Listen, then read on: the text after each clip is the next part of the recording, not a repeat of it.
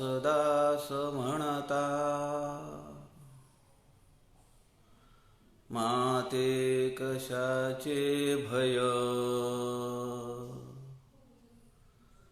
रामा जाईन ज्या स्थळी सुख घना, होईल तेथे जय. रामाया भुवनत्रयी तुझविना, नाही दुजा तारक. रामा तू सकलार्थ पूर्ण करिशी, तू तात मी बालक.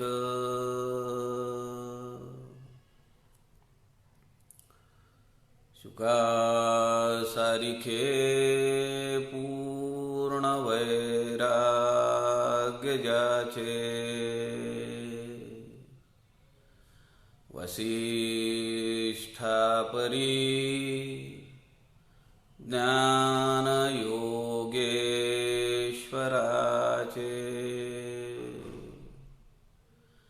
कवी वाल्मिकी सारिखा मान्य ऐसा,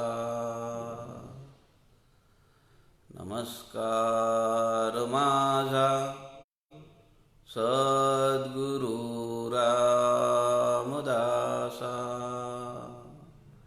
जय जय रघुवीर समर्थ, सब संतन की जय.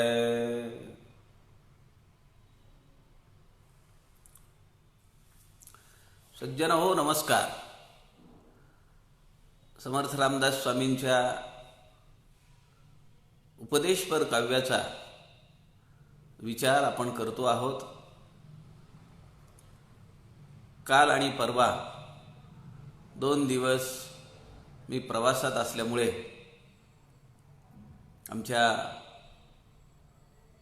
आदरणीय समर्थ भक्त सौ रंजना पाटील यांनी संत समागम व्यासपीठ आपली दुपारची 3 ते 4 अशी 2 सत्र त्यांनी माऊलींच्या जीवनचरित्रावर मांडली.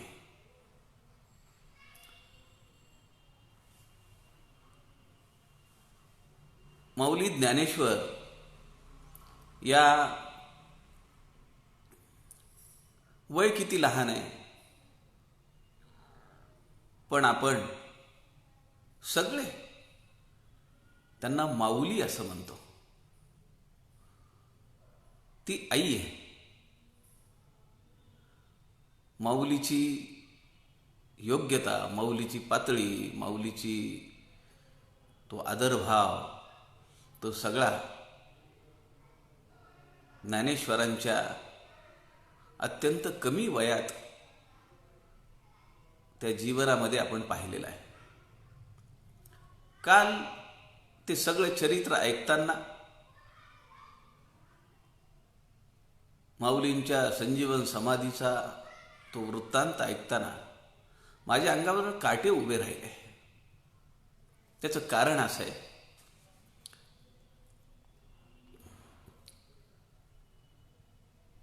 2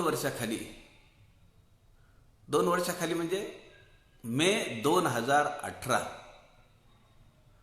नव्हे 2019 मे 2019ला मी 7 दिवस आळंदीला त्या अजाण वृक्षाखाली बसून अत्यंत प्रासादिक असलेल्या श्री ज्ञानेश्वरी ग्रंथाचं पारायण केलेलं आहे. ते सिद्धबेटावरून माऊली त्या ठिकाणी आली. माऊलींच्या संजीवन समाधीचं ते भुयार, ते विवर सगळं तयार करून ठेवलं होतं.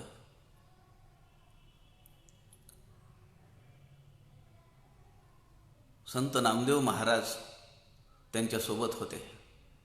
संत नामदेव महाराजांच्या चिरंजीवांनी माऊलींच्या सिद्धासनाची सगळी तयारी केली होती. दर्भासन मांडलं होतं,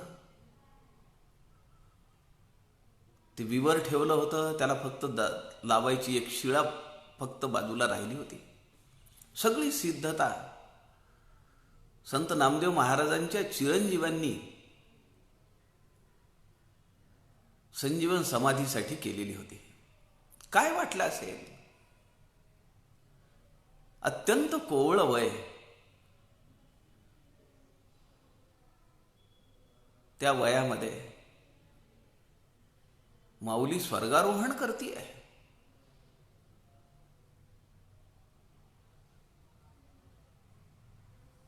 ज्या इंद्रायणीला, त्या इंद्रायणीमध्ये स्नान करू दिलं नाही लोकांनी,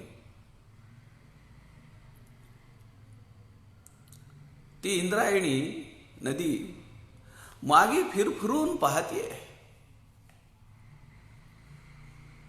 पण माऊलींचं स्नान नतद्रष्ट लोकांनी, समाजातल्या लोकांनी होऊ दिलं नाही. शेवटी इंद्रायणीने विठ्ठलाला एक साकडं मागितलं.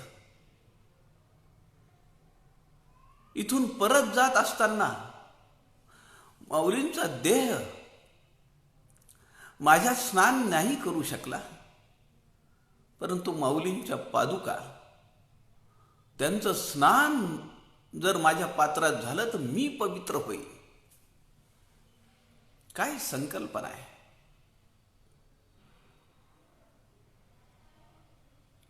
माऊलींनी समाधी घेतली.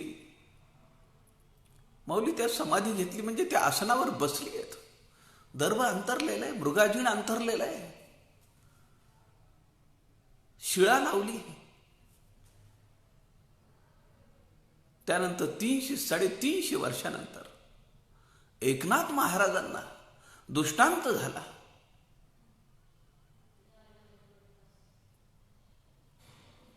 घशामध्ये त्रास व्हायला लागला.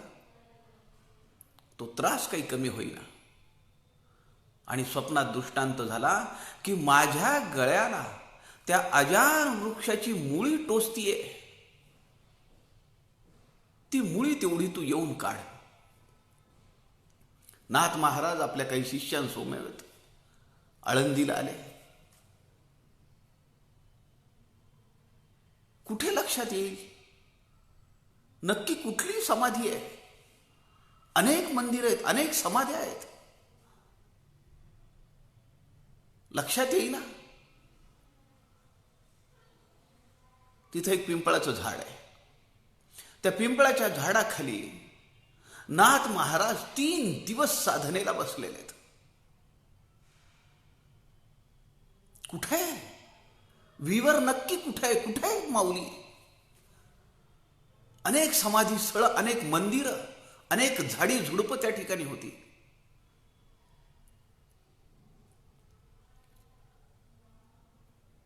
नाथ महाराजांना दृष्टांत झाला. नंदी आहे, नंदीच्या पायाच्या शेजारी एक मोठी शिळा लावलेली आहे आणि त्या शिळा ती बाजूला करून तू खाली उतर. नाथ महाराज खाली उतरलेले आहेत. 5 दिवस नाथ महाराज माऊलींशी संवाद साधतायत. लोकांना समजे ना नाथ महाराज गेले कुठं?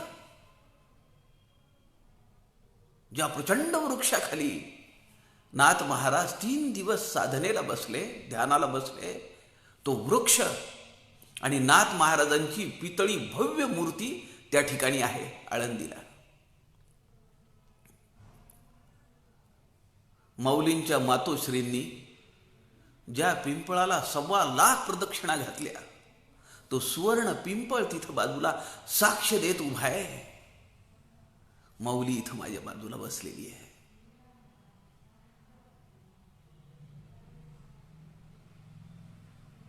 त्या ठिकाणी त्या अजाण वृक्षाच्या खाली, कुठला अजाण वृक्ष आहे? सिद्ध बेटावरून येत असताना माऊलींच्या हातामध्ये एक काठी होती. ती काठी त्यांनी त्या जमिनीत पुरली आणि त्या वाळलेल्या काष्ठाला पानं फुलं आली. तो अजाण वृक्ष आहे. खूप पसरलेला आहे. आणि त्या अजाण वृक्षाच्या खाली बसून, त्या एखाद्या कुठल्या तरी फांदीच्या खाली बसून, पुण्यसलीला इंद्रायणीच्या काठावर माऊली ज्ञानेश्वरींचा प्रासादिक ग्रंथ श्री ज्ञानेश्वरी, त्याचं पारायण आपण करायला पाहिजे. जीवनामध्ये एक अलौकिक अशी समाधानाची, सुखाची प्राप्ती त्या 7 दिवसात मी अनुभवलेली आहे. काल ते सगळं वर्णन ऐकत असताना तो सगळा आठवणींचा पट माझ्या डोळ्यासमोर उभा राहिला. सौरंजना पाटील यांना अनेक धन्यवाद. आदरणीय प्रवीणजी शास्त्री दिवाकर यांनी संत समागम हे व्यासपीठ आपल्याला उपलब्ध करून दिलेलं आहे. त्यामध्ये खंड पडता कामा नये, त्यात व्यत्यय येता कामा नये. समर्थ रामदास स्वामींच्या वाङ्मयाचा प्रचार प्रसार व्हावा, अभ्यासार्थींमध्ये एक वेगळा दृष्टिकोन प्राप्त व्हावा, त्यासाठी म्हणून आपण 10 मे पासून हे ज्ञान यज्ञ चालवलेलं आहे. यामध्ये आपल्या सगळ्यांच्या समिधा पडतायत. लॉकडाऊनच्या काळाचा एक वेगळ्या पद्धतीचा उपयोग आपण आपल्या जीवनात करून घेतला आणि आपलं जीवन काही अंशी का होईना, परंतु ते कृतकृत्य झालेलं आहे. समर्थ रामदास स्वामींच्या उपदेशपर काव्याचा आपण विचार करतो आहोत. मागच्या काही दिवसांपासून समर्थ रामदास स्वामींनी लिहिलेली अनेक पत्र आपण पाहतो आहोत. एक पत्र आहे भीमस्वामी तंजावरकर यांना लिहिलेलं पत्र आहे. समर्थांनी लिहिलेलं हे पत्र आहे. आता हे पत्र म्हणजे तंजावरच्या भीमस्वामींनी 6 कडव्यांचं एक पत्र समर्थ रामदासांना पाठवलं आणि त्याचं उत्तर म्हणून समर्थांनी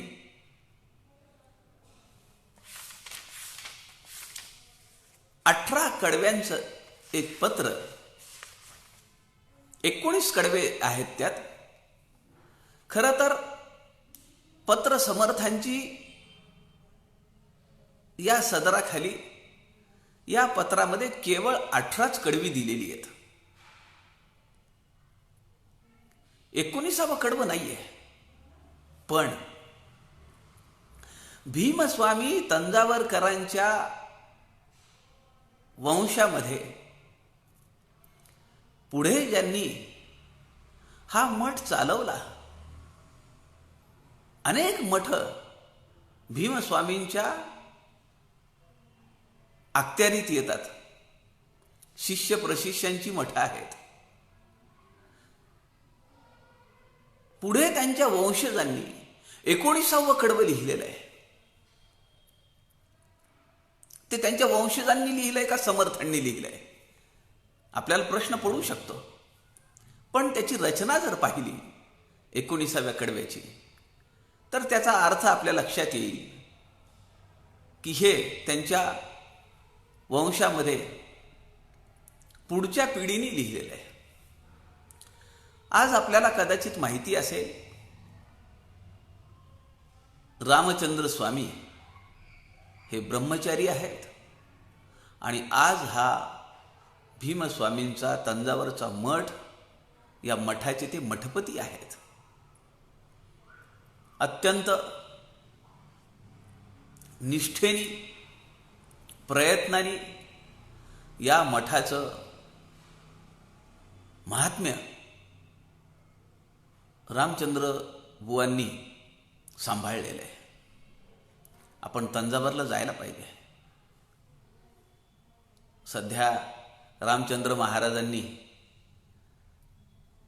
श्रीराम जयराम जय जयराम या त्रयोदशाक्षरी मंत्राचा एक संकल्प केलेला आहे आणि त्यांचं आवाहन आहे की जास्तीत जास्त साधकांनी या मंत्राचा जप करावा, नामस्मरण करावं आणि ते रामचंद्र स्वामी महाराजांना कळवावं. मी जसं आपल्याला म्हणालो की 6 कडव्यांचं काव्य आहे, पत्र आहे आणि ते भीमस्वामींनी समर्थांना पाठवलेलं आहे. भीमस्वामी त्या पत्रामध्ये म्हणतात की मला तुम्ही एवढ्या दूर देशी पाठवलंय, मला तुमची सेवा करता नाही येत. रात्री स्वप्नामध्ये सुद्धा मला तुमचे चरण दिसत आहेत. केवळ 6 कडव्यांचं ते पत्र आहे. त्याला 18 कडव्यांचं उत्तर समर्थ रामदास स्वामींनी दिलेलं आहे. अत्यंत गहन असा उपदेश या पत्रामध्ये आपल्याला दिसून येतो. भीमस्वामींचं हे पत्र आपल्या सगळ्यांसाठी समर्थांचा उपदेश म्हणून आपल्याला त्याकडे पाहता येतं.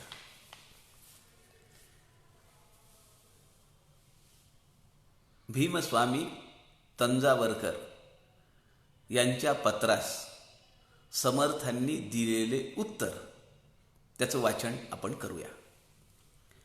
श्रीराम समर्थ श्रीराम. चित्रकला नाना नाटक तन म्हणोनी नामे कर्नाटक. तेथे जे राम उपासक पत्र तयासी श्रीराम. तुम्ही पत्र पाठविले वाचुनी आश्चर्य वाटले. परमसमाधान झाले देव जाणे श्रीराम. प्रवृत्तीस पाहिजे राजकारण, निवृत्तीस पाहिजे विवरण. जेथे अखंड श्रवण मनन धन्य तो काळ श्रीराम. आयुष्यासी माप लागले ऐसे प्रचितीस आले. तरी सार्थक पाहिजे केले सारासार विचार श्रीराम. हे बहुत सुकृते घडे परलोक विवेके जोडे. समजता मूळ खंडे जन्म मृत्यूचे श्रीराम. न विविधा भक्तीचे अंती होत आहे भगवत प्राप्ती. सत्यस्वरूपी सद्गती तत्काळ होते श्रीराम. हे उमजल्या वीण काय कळे, समजल्या वीण ते न कळे. श्रवणे मनने निवळे सकळ काही श्रीराम. सकळ काही जाणोनी केले म्हणजे सार्थकची झाले. नेणता अनुमान गेले ते निरर्थक श्रीराम. धन्य आत्मज्ञानी नर सार्थक केला संसार. त्यासी अम्मासी अंतर काहीच नाही श्रीराम. तत्वनिदर्शना उपरी राया रंका एकची सरी.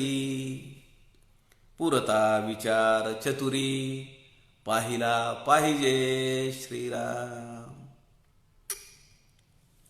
शब्दद्वारा अर्थ घेणे विवेक अर्थरूप होणे.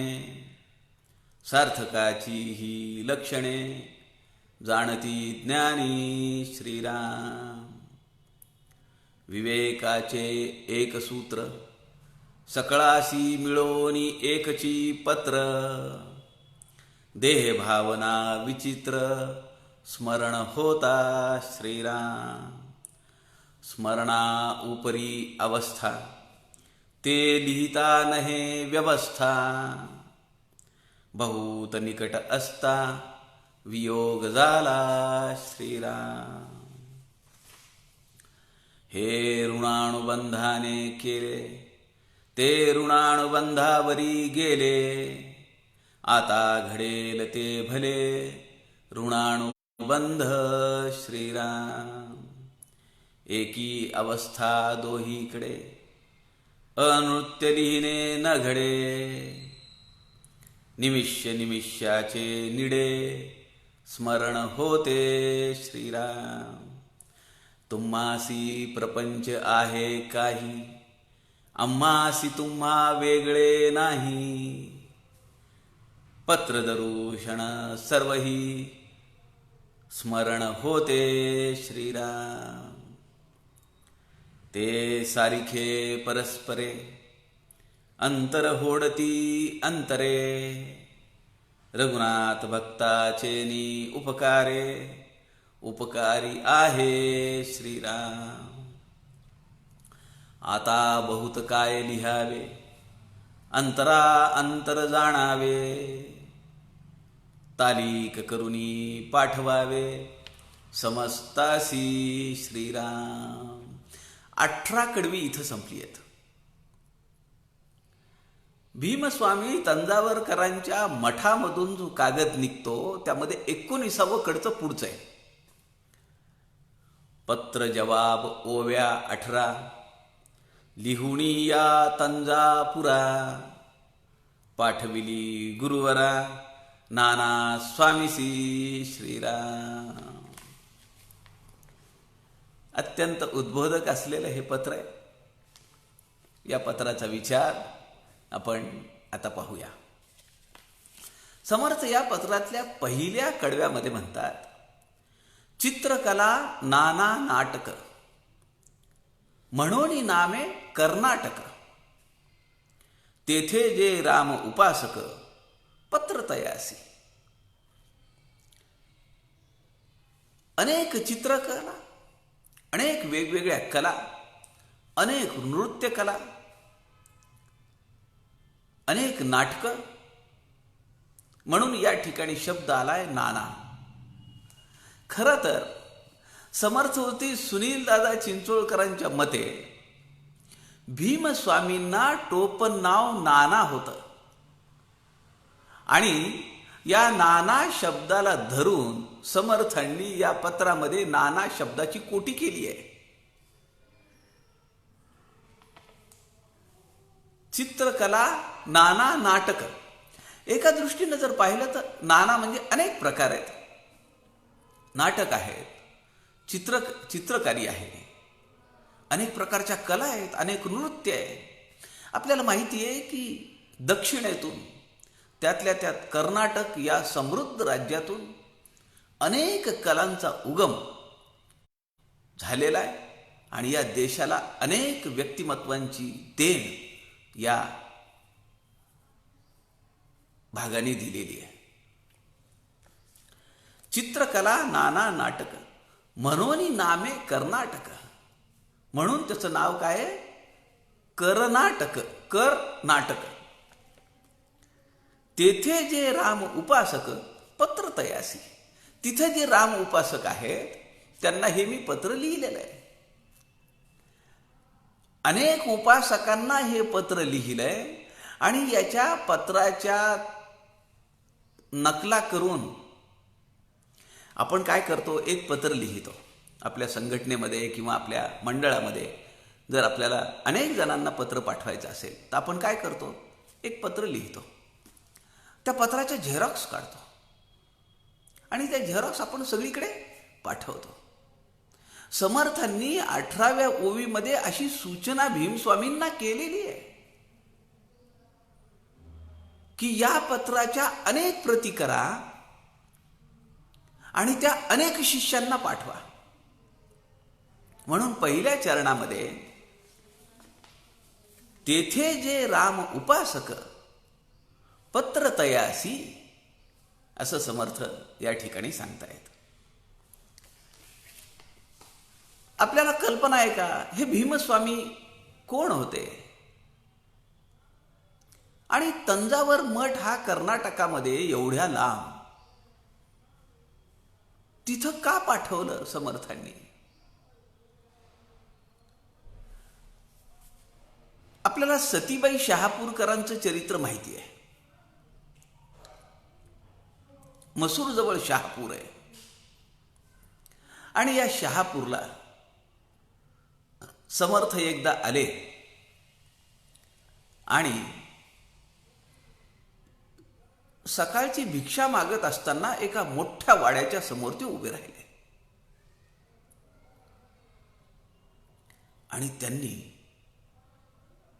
तिथे एक श्लोक म्हणला आणि त्यानंतर श्रीराम जय राम जय जय राम असा घोष केला. त्या वाड्यातून एक बाई बाहेर आल्या. त्या म्हणाल्या, आमचं हे भरलं घर आहे. या भरल्या घराच्या दारावर रामनावाचं नाव कशाला घेता, रामनाम कशाला घेता? समर्थांना मोठं आश्चर्य वाटलं. रामाच्या नावाला वावडं आहे का? आणि भरल्या घरात रामाचं नाव घेऊ नये? पण समर्थांच्या लक्षात आलं की या घराचा ऋणानुबंध आपल्याशी फार मोठा आहे. म्हणून पुढे 7 दिवस समर्थ सतीबाई शहापूरकरांच्या वाड्याच्या समोर दारात उभे राहून दररोज एक श्लोक म्हणत आणि बाईचा राग वाढतच गेला. 8व्या दिवशी समर्थ आले. त्यांनी पाहिलं तर घरामध्ये सामसूम आहे. त्यांना आश्चर्य वाटलं. त्यांनी चौकशी केली. त्यांच्या असं लक्षात आलं की सतीबाई शहापूरकरांचे यजमान कमळाजी पंत उर्फ बाजी पंत यांना आदिलशहाच्या सेवकांनी अटक करून नेलेला आहे. काही हिशोबामध्ये गफलत झाली. त्यांच्याकडे कुलकर्णी पण होता. सगळे टॅक्सेस भरून घ्यायचे, ते आदिलशहाच्या दरबारात भरायचे. त्यामध्ये काहीतरी गडबड झाली आणि म्हणून आदिलशहानी फरमान काढलं की बाजी पंतांना अटक करून आणावी. आता ही घटना घडल्यानंतर सतीबाई शहापूरकरांचा राग आणि त्यांची चीड, त्यांचा द्वेष जास्त उफाळून आला आणि त्यांना असं वाटलं की या रामनामानेच माझ्या यजमानांना आदिलशहाचे लोक येऊन अटक करून घेऊन गेलेत. आता येऊच दे, मी दाखवते, असं म्हणून त्या वाटच पाहत होत्या. समर्थ 8व्या दिवशी आले. घोष ऐकला आणि त्या बाहेर आल्या तडकाफडकी. चिडून म्हणाल्या, तुमच्या रामनामाने माझ्या घराचं वाटोळं केलं. समर्थ पाहत राहिले. समर्थ म्हणाले, मातोश्री, असं शक्य आहे का? त्या म्हणाल्या, मग कशासाठी झालं हे? मी तुम्हाला सांगत होते माझ्या दारात येऊन रामनाम घेऊ नका. ते म्हणाले, पण मला समजलंय काय झालं ते. मला एक वचन द्या. 11 दिवसात जर बाजीपंत तुमच्या घरी आले सुखरूप, तर तुम्ही रामनाम घ्याल का? त्या म्हणाल्या, मी रामनामच काय, मी तुमच्याकडनं रामनामाची दीक्षा घेईन आणि मी ती अजन्म पाळीन. माझ्या यजमानांना घेऊन तर या तुम्ही. आता कथा असं सांगते, आख्यायिका असं सांगते की समर्थ एका ब्राह्मण वेशामध्ये आदिलशहाच्या दरबारात गेले आणि काय तो हिशोब चुकल्यासारखा जो वाटत होता आदिलशहाला तो त्यांनी बरोबर करून दाखवला. त्याची चूक त्याच्या नजरेस आणून दिली आणि आदिलशहानी त्यांना, बाजीपंतांना, त्यांचंच नाव कमळाजी पंत, त्यांना सोडलं. समर्थ होते सुनील दादांच्या मते असं काही समर्थ करणार नाहीत. समर्थांचे शिष्य आहेत बाजी घोरपडे, दिनायतराव देशपांडे, ही बडी मंडळी आहेत स्वराज्यातली. समर्थांनी आपल्या शिष्यांना ह्याच्यात मध्यस्थी करायला लावली असेल. बाजी घोरपडे किंवा दिनायतराव देशपांडे यांनी मध्यस्थी केली आणि ते प्रकरण मिटलं आणि बाजीपंत घरी सुखरूप पोचले. आता 11व्या दिवशी पुन्हा समर्थ आले. आता साधी भिक्षा नाही, पूर्णावरणाचं जेवण आहे समर्थांना. सतीबाईंनी सगळी पाकसिद्धता केली आहे आणि त्या वाट पाहत आहेत केव्हा हे बुवा येतील. आणि समर्थांच्या तोंडच्या त्या मनाचा श्लोक ऐकला आणि सतीबाई पटकन बाहेर आल्या, हात जोडून उभे राहिल्या. त्या म्हणाल्या, बुवा आज माझं घर आनंदाने भरून गेलंय. तुमचे पाय माझ्या घराला लागू द्या. माझ्या घरी तुम्ही आज भोजन करावं. मी सगळी पाकसिद्धता केली आहे. तुम्ही माझ्या घरी भोजन करावं अशी माझी विनंती आहे. समर्थांना तर हेच पाहिजे होतं. कारण सतीबाई शहापूरकरांच्याच आयुष्यात नव्हे तर त्यांच्या पुत्रांच्या आयुष्यात सुद्धा समर्थ संप्रदायाचं अनन्यसाधारण महत्व समर्थ रामदासांना माहिती होतं.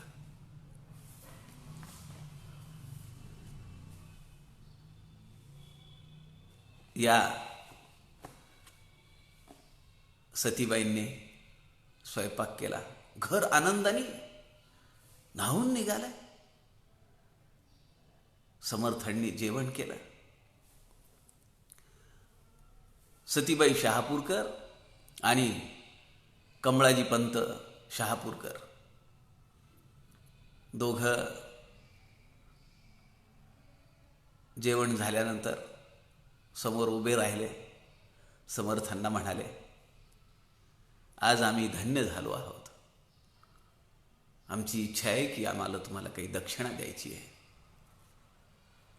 समर्थांचं सूक्ष्म निरीक्षण होतं. आपण पाहिलं उद्धव स्वामींना लिहिलेल्या पत्रात समर्थ काय म्हणतात, सोयऱ्या धैर्याची मुले, तीक्ष्ण बुद्धी सखोले, त्यांची विचारपूस करावी, त्यांना जवळ घ्यावं, पुसत जावा संसार समाचार.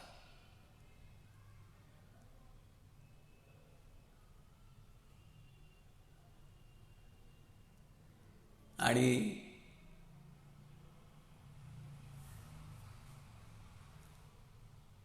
अशा प्रकारचं सूक्ष्म निरीक्षण असलेले समर्थ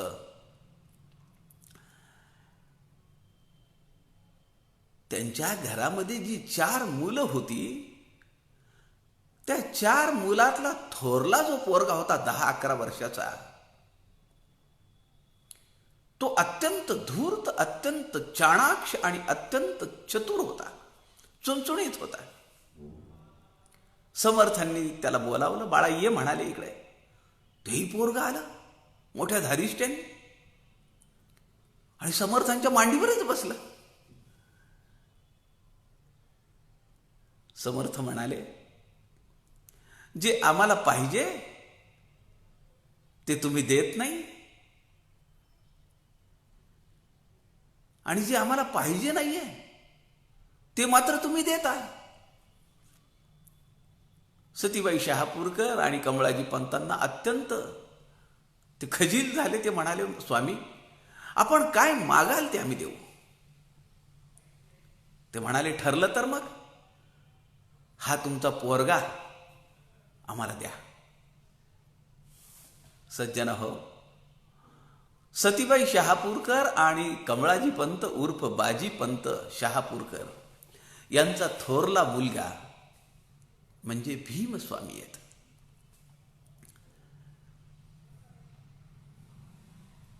यालाच नाना असं म्हणायचे सगळे.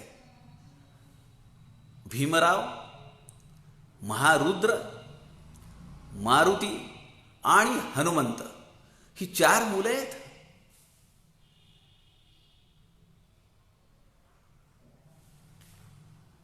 असे हे भीमस्वामी समर्थ रामदासांनी त्यांना नंतरच्या काळामध्ये चाफळ मठातून दोघांची रवानगी केली. एक आहेत उद्धव स्वामी आणि दुसरे आहेत भीमस्वामी. उद्धव स्वामींनाही इंदूर बोधनला पाठवलं. आजचं निजामाबाद, त्यालाच हे जुनं नाव इंदूर बोधन असं आहे. निजामाबादला पाठवलं आणि भीमस्वामींना तंजावरला पाठवलं. आपल्याला माहिती आहे की तंजावर ही व्यंकोजी राजांची राजधानी आहे. छत्रपती शिवाजी महाराजांचे थोरले बंधू व्यंकोजी राजे, त्यांची ती राजधानी आहे. त्या ठिकाणी भीमस्वामींना पाठवलेलं आहे. आता भीमस्वामींनी तिथून 6 वर्षानंतर लिहिलेल्या पत्राला समर्थ रामदास उत्तर देत आहेत आणि ते म्हणतायत की चित्रकला, नाना नाटक, अनेक कला, अनेक चित्रकारी, अनेक नृत्यकला, अनेक नाटक यांचा उगमस्थान असलेलं हे गाव किंवा हा भाग, म्हणून त्याला कर्नाटक असं नाव आहे.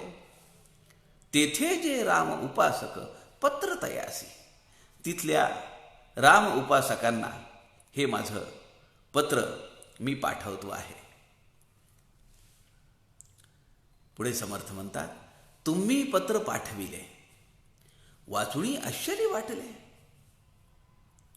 परमसमाधान झाले, देव जाणे. इथं फार मजेशीर किस्सा आहे. समर्थ म्हणतायत तुमचं पत्र पोचलं, तुम्ही पत्र पाठविले, वाचुनी आश्चर्य वाटले. का आश्चर्य वाटलं?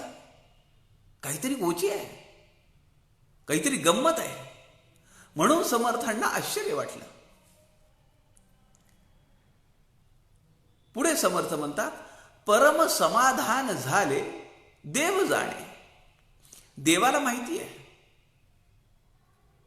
का आम्हाला आश्चर्य वाटलं. आपल्याला भीमस्वामींच्या पत्रामध्ये 6 कडव्यांपैकी 1 कडवं इथं संदर्भासाठी घ्यायला पाहिजे. भीमस्वामींनी लिहिलेल्या पत्रात ते समर्थ रामदास स्वामींना लिहितात, कसे दुर्भर आणिले या स्थळाला, कसे दुर्भर आणिले या स्थळाला, पदी स्वामींच्या थोर वियोग झाला, जगी धन्यते लाधली पादसेवा, नसे तो मला पूर्व माझाची ठेवा. व्यथित आहेत भीमस्वामी. ते म्हणताय की सद्गुरू, अहो मला एवढ्या लांब तुम्ही का पाठवलं? किती लांब मला पाठवलंय? कसे दुर्भर आणिले या स्थळाला, अत्यंत दुर्गम परिसर आहे आणि मला या ठिकाणी तुम्ही मला अत्यंत लांब असलेल्या या प्रदेशात पाठवलंय. पदी स्वामींच्या थोर वियोग झाला. मी चाफळला तुमची सेवा करत होतो, पण त्या सेवेमध्ये खंड पडला. मला मोठं दुःख आहे, वियोग झाला. जगी धन्य ते लाधली पादसेवा. ज्यांच्या आयुष्यात सद्गुरू तुमच्या पायांची सेवा लाभली, तुमच्या चरणांजवळ बसून पादसेवन करण्याचं भाग्य ज्यांना मिळालं ते अत्यंत भाग्यवान आहेत. माझं भाग्य कमी पडलं म्हणून तुम्ही मला एवढ्या लांब पाठवलं. नसे तो मला पूर्व माझाची ठेवा. काय करायचं, माझ्या जन्मातलं माझ्या आयुष्यातच तेवढी सेवा असेल असं मला मानतोय. या कडव्यावरून आपल्या लक्षात येईल, तुम्ही पत्र पाठविले, वाचून आश्चर्य वाटले. अहो, तुम्ही रामाची सेवा करतात. समर्थ लिहित आहेत भीमस्वामींना, तुम्ही रामाच्या सेवेत आहात आणि ते सोडून तुम्ही माझ्या सेवेत खंड पडला म्हणून दुःख व्यक्त करतात. याचं मला आश्चर्य वाटलंय. तुमचे पत्र पोचले, पत्र वाचून आश्चर्य वाटले. समर्थ म्हणतायत ती यासाठी आहे की तुम्ही तर रामाच्या सेवेत आहात ना. मग प्रभू श्रीरामचंद्र मोठे आहेत का मी मोठा आहे? तुम्ही उलट आनंदी असायला पाहिजे. पुढे समर्थ म्हणतात, परम समाधान झाले देव जाणे, पण तुमच्या पूजनी तुमच्या अर्चेनी तुम्ही केलेली सगुण भक्ती, सगुणोपासना, त्याच्याने प्रभू श्रीरामचंद्र प्रसन्न झालेले आहेत, ते समाधानी आहेत. म्हणून समर्थ म्हणतात देव जाणे. रामाला माहिती आहे हे सगळं.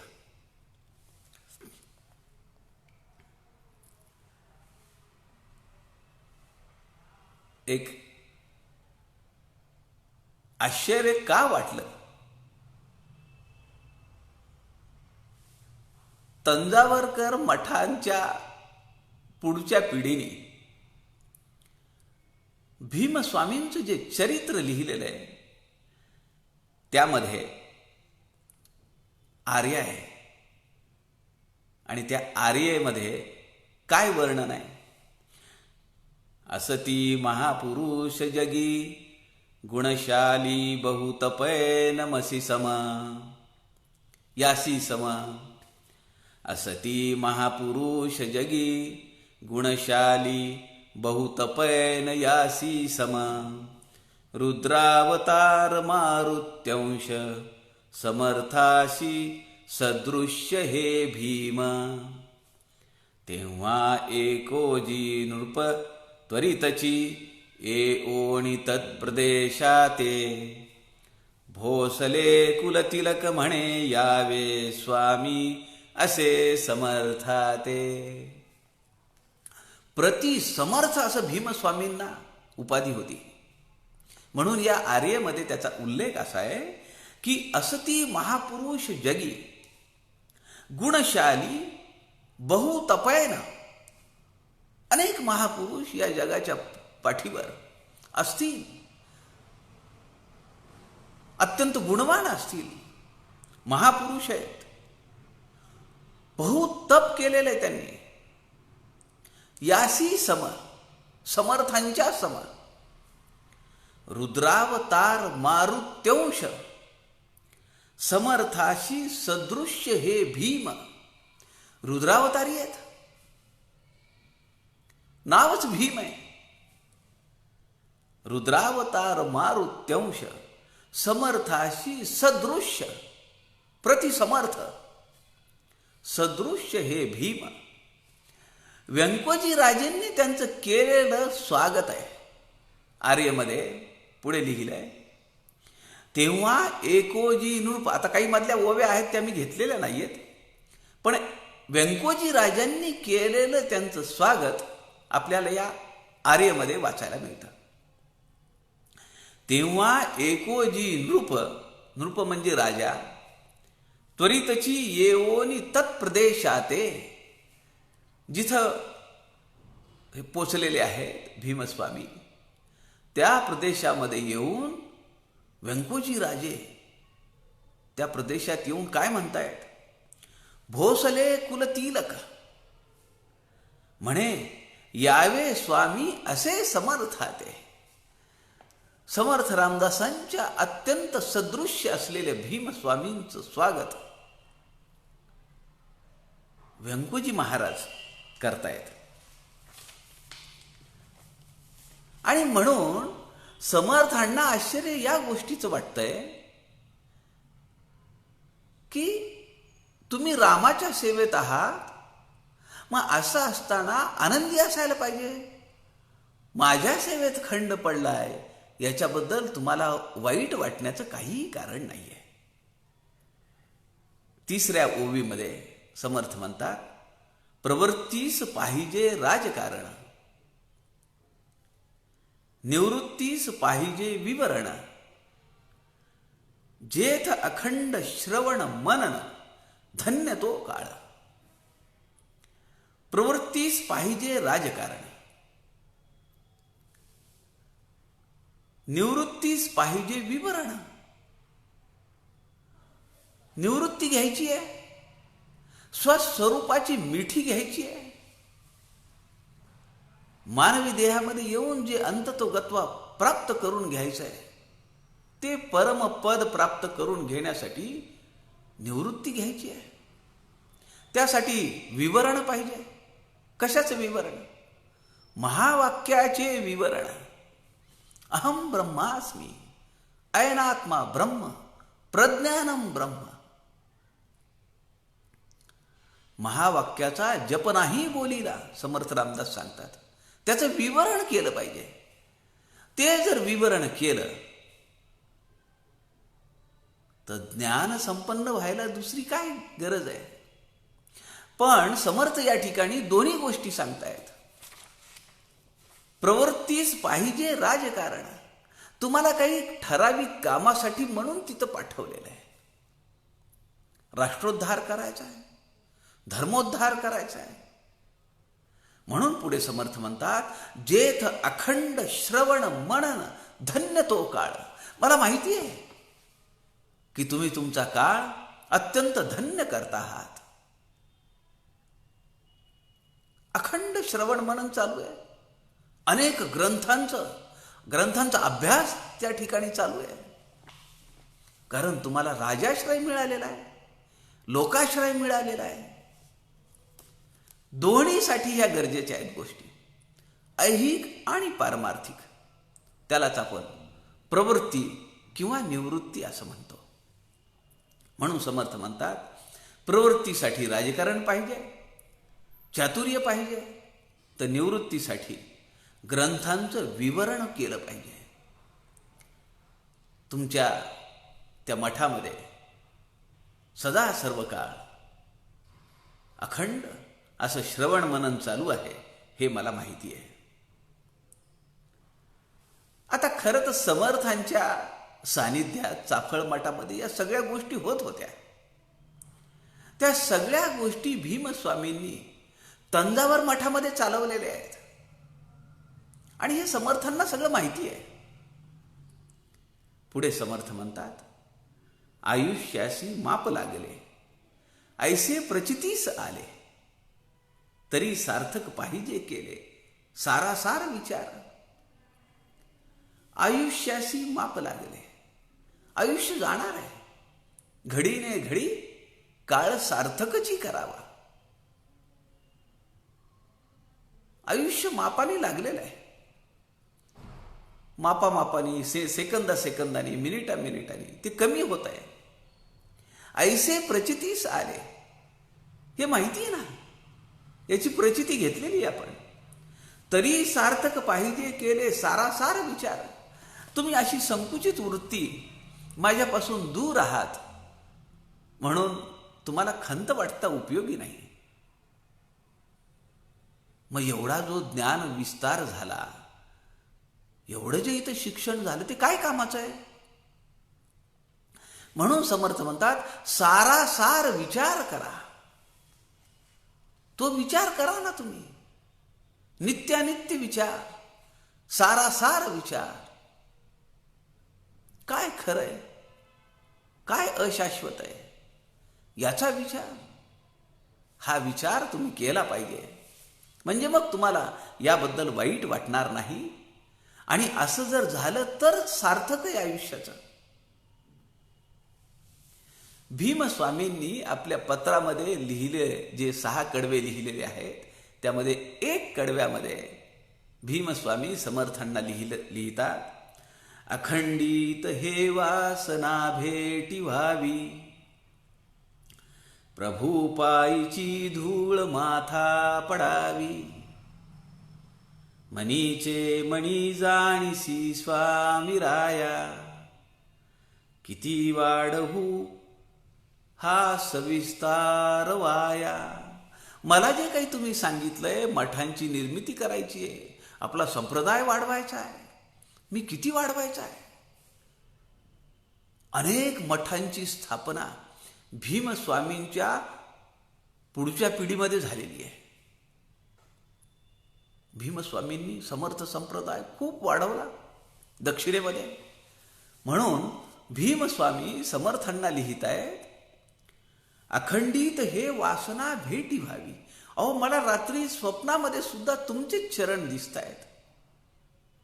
अखंडित हे वासना भेटी व्हावी. माझ्या मनात काय, दुसरं काही नको मला. मला तुमच्या जवळ यायचं आहे, मला तुमचं दर्शन घ्यायचं आहे, मला तुमची सेवा करायची आहे. अखंडित हे वासना भेटी व्हावी, प्रभू पायीची धूळ माथा पडावी. काय विनम्र भाव आहे स्वामी.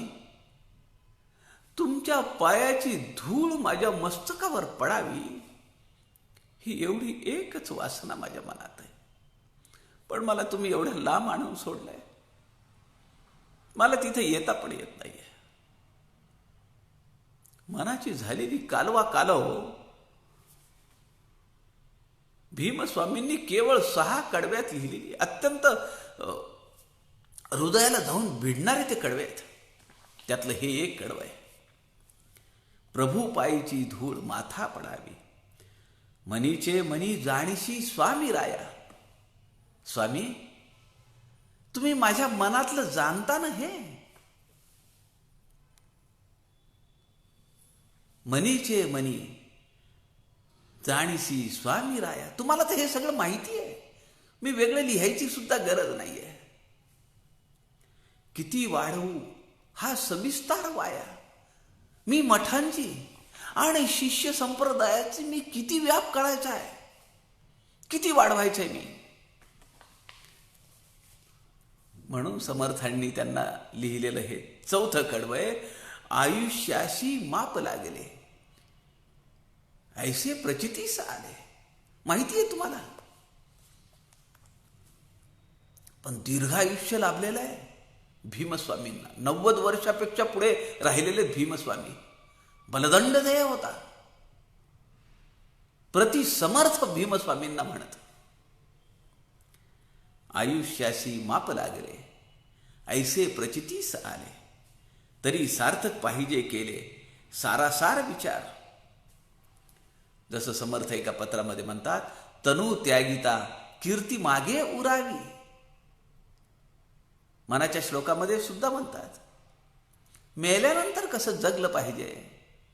आज शेकडो वर्ष झाली, पण भीमस्वामींचा मठ आणि भीमस्वामींची परंपरा आजही तंजावरला तेवढ्याच दिमाखात सगळे उत्सव पार करते. सगळे सोहळे, सगळे उत्सव, सगळे सण, सगळे तिथी, सगळे वार साजरे होत आहेत. रामचंद्र स्वामी महाराज अत्यंत निष्ठेने हे सगळं काम करतायत. पुढे समर्थ म्हणतात, हे बहुत सकृते घडे, परलोक विवेके जोडे, समजता मूळ खंडे जन्म मृत्यूचे. आपण या सगळ्याच्या पलीकडे गेलेलो आहोत. जन्म मृत्यूची काय तुम्ही वार्ता करता आहात? तुम्ही म्हणतात की किती मी व्याप वाढवायचा आहे, मला आता तुमच्या दर्शनाची ओढ लागली आहे, वगैरे वगैरे जे काही तुम्ही पत्रामध्ये लिहिलंय, यात नाविन्य काय आहे? हे तर निसर्गाचं चक्र आहे. हे बहुत सुकृते घडे. तुम्ही जी सेवा करतायत रामाची, एवढ्या लांब एवढा शिष्य संप्रदाय वाढवलाय, एवढ्या मठांची रचना तुम्ही पुढे वाढवली आहे, हे काय सोम्या गोम्याचं काम आहे का? सुकृतानी हे सगळं तुम्हाला प्राप्त झालेलं आहे. हे बहुत सुकृते घडे, परलोक विवेके जोडे, समजता मूळ खंडे जन्म मृत्यूचे. हे सगळं समजल्यानंतर जन्म मृत्यूचं खंडन आपोआप होत आहे, त्याची काळजी कशाला? आणि हे सगळं तुम्हाला तुमच्या पूर्वजन्मीचं फळ म्हणून हे सगळं तुम्हाला ही रामाची सेवा मिळालेली आहे. संत तुकाराम महाराज जसं म्हणतात, बहुत सुकृताची जोडी म्हणूनही विठ्ठली आवडी. त्याशिवाय का आपली ओढ लागते? आपल्या जीवनामध्ये मला तर नेहमी असं मी म्हणतही असतो, अनेक ठिकाणी मी सांगितलेलं आहे की आपण सगळी मंडळी आज जी हजारो शिष्यांबद्दल बोलतो आहोत, समर्थांच्या काळात जी शिष्य मंडळी होती, प्रशिष्य मंडळी होती, सगळे आज आपण समर्थ भक्तांच्या रूपाने आहोत. म्हणून तर आपल्याला समर्थ वाङ्मयाची, समर्थांच्या चरित्राची गोडी उत्पन्न झालेली आहे. आपल्याला त्यांच्या वाङ्मयाचा अभ्यास करावा वाटतो, त्यांच्या उपदेशाचा अभ्यास करावा वाटतो, आणि तो उपदेश आमच्या जीवनामध्ये कसा उतरवता येईल, हे आमच्या बहुत सुकृताची जोडी नाहीये का?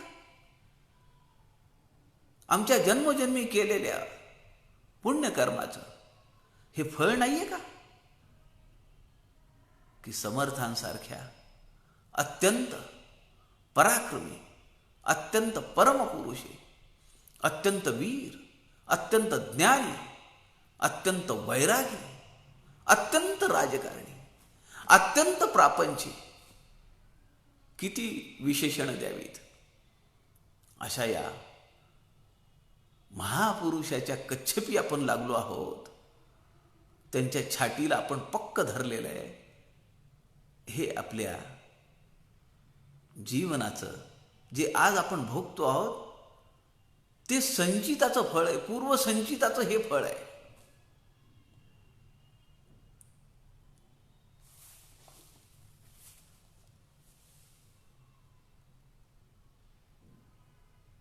पाच ओव्या आपण आज पाहिल्या.